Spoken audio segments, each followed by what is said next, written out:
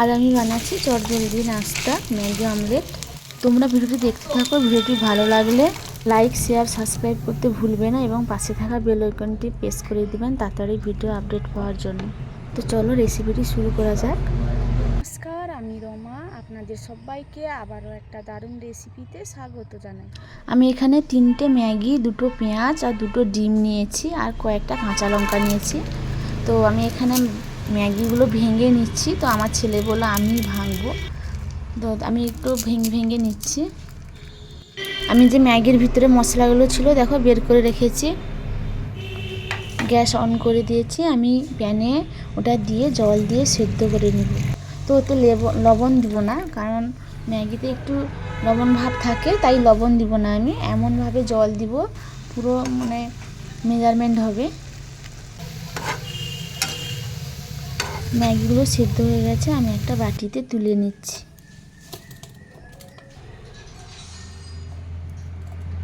এতে দিয়ে দেব পেঁয়াজ ও কাঁচা লঙ্কা কুচি। এতে 2টো ডিম ফাটিয়ে নিব। এই নাস্তাটি বাড়িতে একবার ট্রাই করে দেখবেন। তো বাচ্চাদের টিফিনের জন্য হোক বা বিকেলে বা সকালে নাস্তার জন্য, তো এটা খেতে খুবই ভালো হয় এবং পিৎজার মতো হয়ে যায়। তো বাচ্চারা খুব আনন্দিত হয়ে যায়। আমি 3টে ম্যাগি মশলা বের করে রেখেছিলাম, ওই মশলাগুলো আমি এতে সব ঢেলে নিচ্ছি।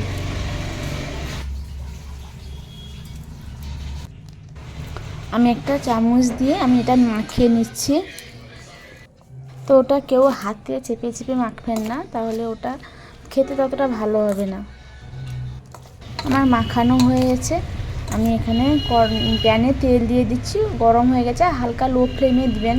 তো আমি এখানে অল্প তেলে ভাজছি, কারণ অল্প তেল খাওয়া খুবই ভালো। আর আমি ডুবো তেলে ভাজছি না, ওটা ডুবো তেলে ভালো হবে না অতটা। তো আমি হালকা তেল দিয়ে আমি ছোটো ছোটো করে বড়ার মতো করে বসিয়ে নিচ্ছি। এক পিঠ হয়ে গেলে আর এক পিঠ উল্টে পাল্টে দিতে হবে। আমি এখানে 2 পিঠ হালকা লো ফ্লেমে উল্টে পাল্টে ভেজে নিচ্ছি। আমার অমলেটগুলো ভাজা হয়ে গেছে, আমি একটা প্লেটে তুলে নিব।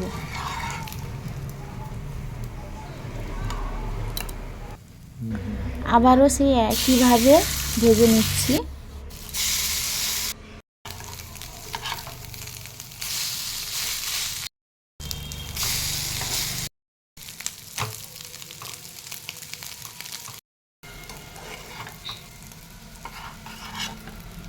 আমার সব কয়টা ভাজা হয়ে গেছে, আমি আবার প্লেটে তুলে নিব। একটু সস ছড়িয়ে দিলেই হয়ে যাবে। তো এটা বাচ্চাদের তো সস দিয়ে খেতে খুবই দারুণ লাগবে।